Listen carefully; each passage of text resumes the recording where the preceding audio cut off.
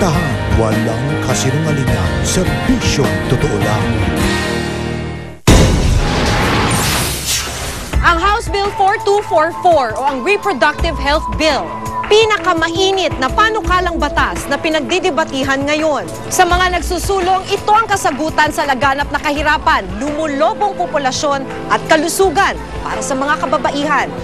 Sa mga hindi pabor, dagdag gastusin ito sa pamahalaan at maaaring magsulong pa ng mga immoral na gawain tulad ng aborsyon. Sa gitna ng mga nagbabanggang opinyon at magkakasalungat na paniniwala, kaninong panig nga ba ang dapat mangibabaw? Ito ang RH Bill, sagot o salot? Reporter's Notebook Special Report.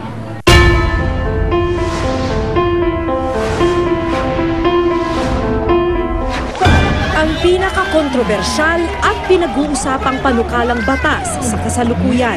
Ang panukalang batas nito ay hindi naman nakasentro sa pills and condoms or injectables in IUDs. If this House of the 15th Congress will prove to be an exception to the tradition of no to RH Bill. United we stand, and divided we fall. Ang Responsible Parenthood, Reproductive Health and Population and Development Act of 2011 o mas kilala sa tawag na RH Bill. Sa mga nagsusulong, kasagutan daw ito sa kahirapan, lumulobong populasyon at kalusugan ng mga kababaihan. 12 taon nang pinagtatalunan pero hanggang ngayon, wala pa rin kasiguruhan. Ito ang Barangay 775 sa San Andres, Bukid, Maynila. May humigit kumulang 10,000 residente. Isa sa mga barangay na may pinakamalaking populasyon sa buong Kamaynilaan. Kasi mag-interview kayo dyan talaga sa totoo lang. Marami talagang anak ng isang pamilya. Mga 6 hanggang 10. Ang pinakamarami nila, lagpas pa doon, mga 14, ganun. Kasi paggawaan ng mga baby, ito ang trabaho nila. Sa barangay na ito, nakilala namin ang pamilya Kabiyaan, isa sa may pinakamalaking pamilya sa barangay. May 13 anak ang mag-asawang Lisa at Antonio. 20 taon ang panganay, wala pang 1 taon ang bunso. Sa inuupahan nilang bahay na ito, nagsisiksikan ang buong pamilya.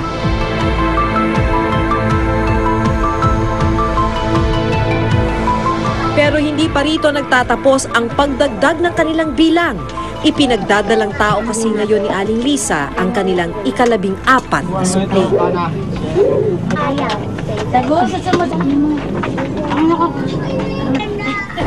Kaya ewan ko, minsan lang kami magkatabi niya. Ewan ko ba't dumami pa. Minsan sinasabi ko, wala, ibigay eh. Kaya minsan nakakaya rin pag sinasabihan ka rin ano.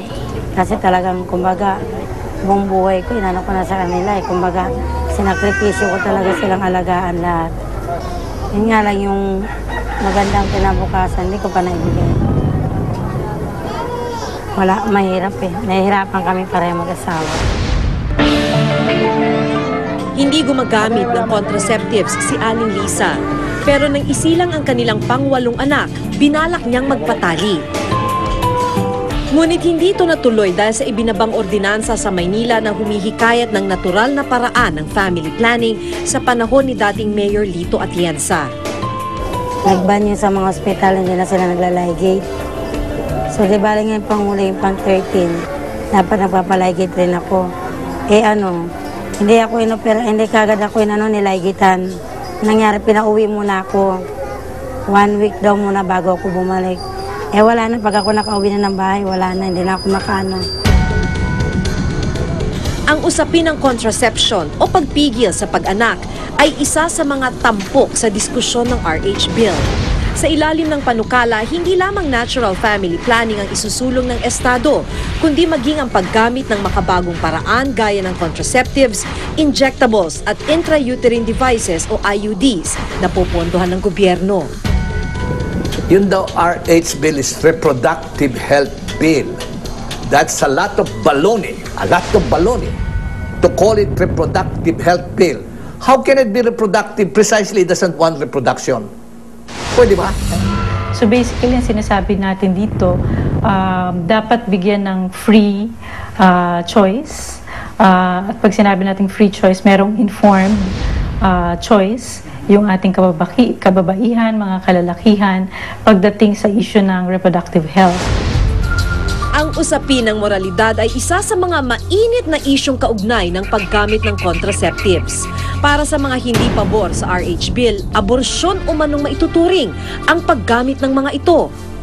When they say there is not even abortion, even that is rhetoric. Because some of the pills are not only contraceptive but also abortifacient. Ang objective ng contraception, kapares ng pills and injectables, ay ma-prevent yung ovulation.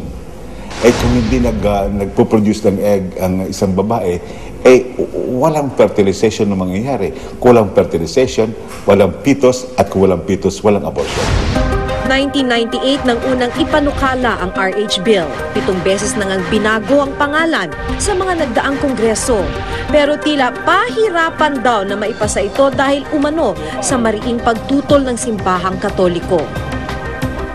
Dekada 90, naglunsad ang Department of Health ng malawakang kampanya na humikayat sa paggamit ng kondom para maiwasan ang hindi planadong pagbubuntis at paglaganap ng HIV at AIDS. Dahil walang batas, nananatili sa lokal na pamahalaan sa bisa ng Local Government Code ang responsibilidad ng pagtuturo maging ng artificial family planning. President of the Republic of the Philippines. Nang umupo sa pwesto si Pangulong Aquino, mas uminit ang panawagan sa RH Bill.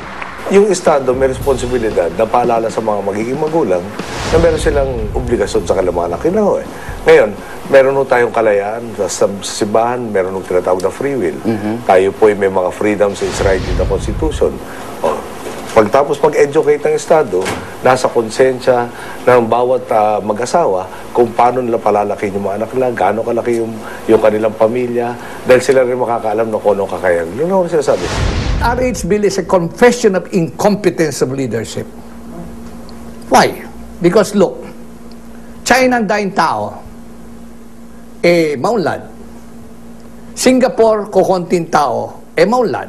Sabagat hindi sa dami o sa kukunti ang tao kaya umuunlad ang bansa. Ang pagkalugmok sa kahirapan dulot ng pagkakaroon ng maraming anak, gaya ng kaso ng pamilya Kabyaan, ang mas nagtutulak daw sa ilang mambabatas para isulong ang RH Bill. Isang beses sa isang linggo na mamasukan bilang labandera si Aling Lisa. Kumikita siya ng 350 pesos kada linggo. Habang si Mang Antonio, nagtatrabaho naman bilang construction worker na sumusweldo naman ng mahigit 8,000 piso kada buwan.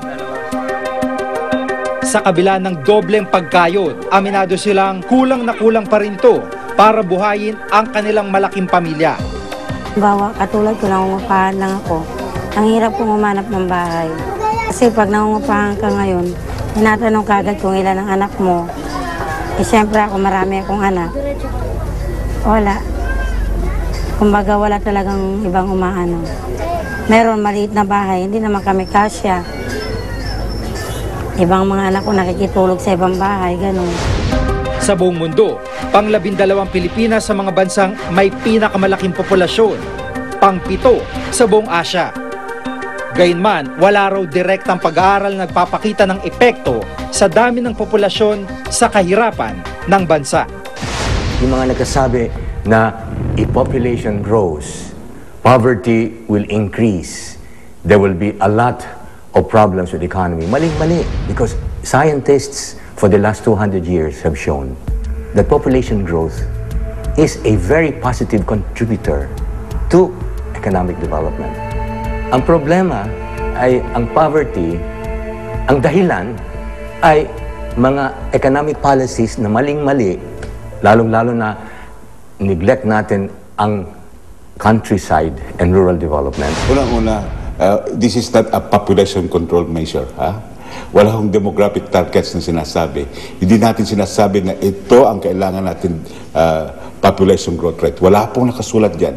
Sapagkat yung pagbawas ng populasyon will be only an effect.